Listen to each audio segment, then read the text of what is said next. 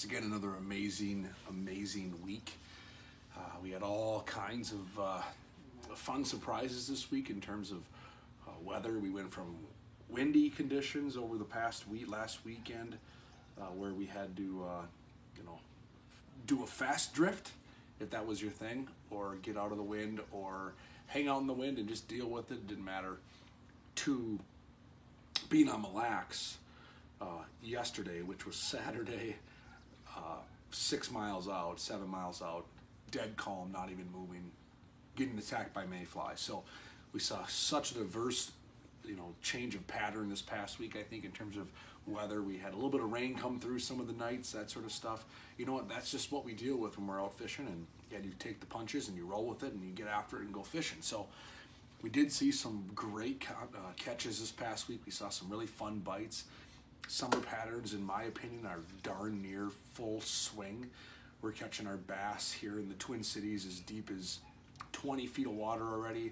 We're catching them on jig worms. The all-terrain Mighty Jig is catching a pile of fish. You can still catch them, on wacky rigs in the morning time or up around the docks throughout the day if that's what you want to do.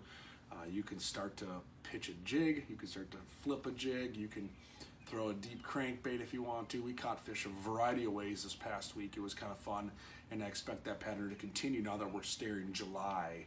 Yes, I know it's hard to believe we're staring July square in the face this coming Wednesday. So pretty exciting stuff. We're pumped to get back into these summer patterns, and because this is my favorite time of year to target these bass, especially because the big ones really school up. And the big bite this past week has been kind of tough to find in most of the lakes I've been fishing. Take Minnetonka, for example. You're not going out there and catching multiple 4-pound fish in a day, which I think will change here as we get to the more stable summer pattern. So you catch a lot of fish. It's a great time of year to go catching, but that big bite's coming. So I'm excited for the coming week here. I spent 3 days this past week up on Mille Lacs, chasing walleyes and smallmouth, and the bite is phenomenal. Unfortunately, or fortunately, depending who you talk to, you cannot target walleye starting on July 1st, so the last day to target walleye would be this week. On Mille Lacs, then you can no longer target walleye for a period of time. So follow the DNR website for regulations on the exact dates and how that's structured, and make sure you follow that and make sure you're up to date and make sure you're educated. So we did chase walleyes a lot the last few days. 3 of the last 4 days we chased walleyes on Mille Lacs and caught a pile. We caught probably close to 200 fish in 3 days. Some are big, and we caught all of our fish actually jigging. A lot of anglers are rigging, a lot of anglers are trolling, that kind of stuff. We stayed on top of them with drop TGs, the tungsten jig from Clam. All I had to use most of the time was a 1/8 ounce jig. You want to use the lightest jig you can get away with so these fish can pick it up and not feel obviously weight or resistance.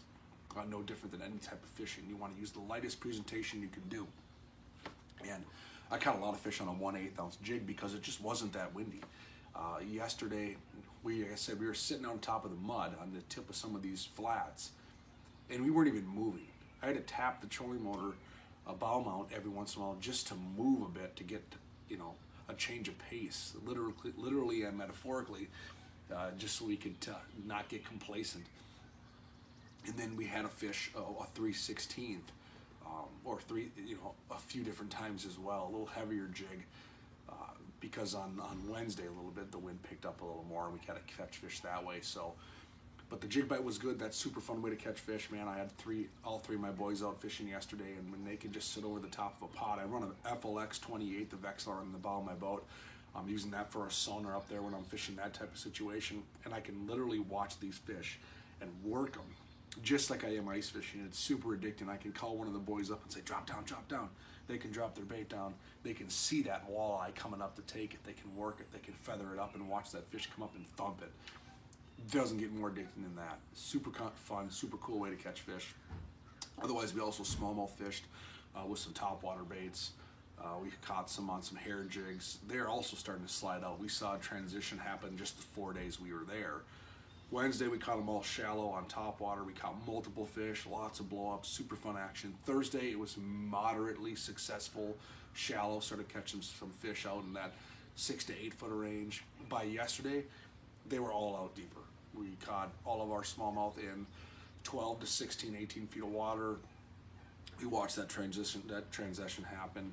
You know, we had low 70-degree water temps, and I think that deep bite's turning on up there as well, just like it is here in the city. So if you want northern pike, they're chomping everywhere. The guides out there trolling crankbaits right now are crushing northern pike. You won't have a hard time catching pike on the weed lines with DT10s or, you know, a shad wrap trolling around or a larger hornet. You'll catch fish. You'll catch pike, maybe a walleye, probably a bass, and you'll be able to cover a lot of water and enjoy it. So when you get some of these hot, stagnant days where it's just brutal to be outside, go trolling. You know, throw on the Blackfish gear, you know, spray yourself down with sunscreen, throw a hat on, put the sunglasses on, dip a towel in water, whatever you do out there to stay cool. Drink lots of water, of course, as well, and go trolling. Go trolling around to chase down these fish, and you'll be just fine. You can troll crankbaits, you can catch your pike, you can have fish on the line, and you can keep people happy and have a good conversation. With that, you know, that's a great way to catch them right now. The bluegills, the crappies, they're all starting to move out of the weed lines as well. If you want to go pan fishing, you can catch fish that way too. You can use little twister tails, you can use little artificial baits, or you can certainly use a minnow or a chunk of night crawler on a jig and just go fishing. You never know what you're going to catch, and that's a great way this time of year just to catch a smorgasbord of fish on these weed lines as they move out like they're doing. So good time of year to get out there and chase some fish. It's generally going to be warmer out. Like I said, we had the kids jump in the water yesterday to stay cool. It's a great tip if you're bringing kids on the boat. You know, even if the bite's good, they get bored. You know, not every kid wants to be out there that all day long catching fish, chasing fish. So look at the kids and say, hey, you want to jump in quick? And you'll see a big smile. They jump in, they swim for 5 minutes, they climb back in. They're refreshed for an hour, which means you can go fishing for another hour without having any kind of headache. So easy things to do.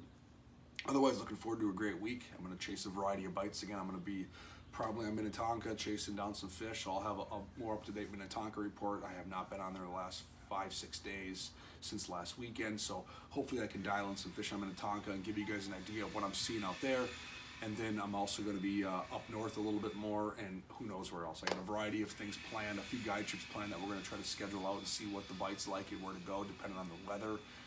Every day's looking like rain and possible thunderstorms, so welcome to late June, early July in Minnesota, right? You're going to deal with that when you see weather in the 80s and 90s. So otherwise, have a wonderful July 4th. You know, July 4th holidays coming up. If you're going and you're traveling, please be safe. Enjoy time with family and friends.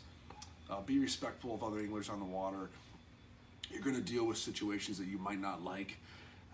Not everyone sees things the same way you do. They're going to be, you know, pleasure boating all over the place. Some people might be on the water for the only time this weekend and not quite understand boating etiquette. Give them the benefit of the doubt. Just turn the other direction. Find a new spot. You'll be happy that you did that instead of you know, getting into a tiff or anything like that. So, but enjoy the full July 4th holiday with the family. Catch some fish. Grill some amazing food, and we'll catch you next week, hopefully with an awesome summertime fishing report where lots of fish were caught and more fishing stories to share. So have a good week. Enjoy the holiday. Be safe.